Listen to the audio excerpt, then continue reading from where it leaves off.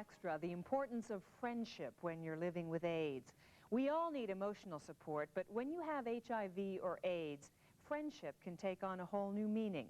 Contributing editor Rae Lewis-Thornton introduces us to some of her friends and tells us how they have helped her through the tough times. Hi, Rae. How are you? It's really true. You gotta have friends. How are you, dear? Oh, I'm okay. It's important for all of us, but when you have AIDS, friendship takes on a whole new dimension. Your friends aren't just your friends. They become your support system and your caregivers. Oh, here's your threesome. Okay. Audrey and Arthur and I have been inseparable since college. We're quite a threesome. I'm African American, Arthur's Greek, and Audrey's Jewish. We've studied together, we've talked about men, we've disagreed and we've agreed to disagree. We've stuck together through everything, including my illness. I remember the day that she told me. I was in a state of shock. I just went home and I was in a state of shock. I mean, I couldn't believe that this was affecting somebody that I knew. I mean, I knew how she lived her life. And it was not one where you would think that somebody would become HIV positive. It's not easy telling friends you got HIV or AIDS. I wondered how it would affect my friendships. I've been lucky. This disease certainly won't affect how much I love Rae and how much she has impacted my life. And I hope to be her friend forever. But not all people with AIDS are as lucky as I am. Carol Reese is the executive director of the AIDS Pastoral Care Network. She's seen the loneliness and isolation so many AIDS patients feel. Many people that are living with HIV and AIDS have absolutely no one that they can count on, either because of their HIV status, maybe their friends, their churches, their families have ostracized them. I've known my best friend Carrie for 18 years, but telling her I was HIV positive was one of the most difficult things I ever had to do.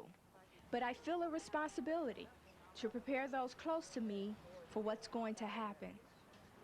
I didn't want to find myself in a hospital and people just totally flabbergasted, had no idea, shocked that I was in the hospital with AIDS. And so I wanted some preparation. I wanted to prepare people who loved me for this process that's eventually going to happen.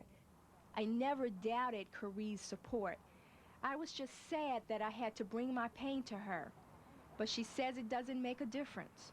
When a friend has AIDS, it's so important to just be there and listen and assure her that no matter what, no matter how bad it gets, through the good times and the bad, that you're still just that, always a friend. Carrie says she's proud of me and the way I've handled this ordeal. The way I see it, she's taken over this disease and taken control of her life and not the other way around, and I love her with all my heart. But as lucky as I've been, there've been some hurtful times. Has anybody not been supportive, Rae? Well, I've had relationships that have dissolved, and they've dissolved because of denial, because they wanted me to be this person that I used to be that I can no longer be. As with all hard times, having AIDS can really show you who your friends are. And as hard as it is, you need to reach out to the people around you and let them reach back to you.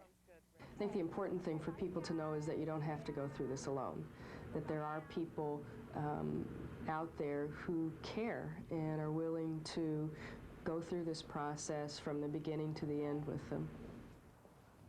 Rae, your next report on Tuesday is about the physical changes that AIDS patients go through.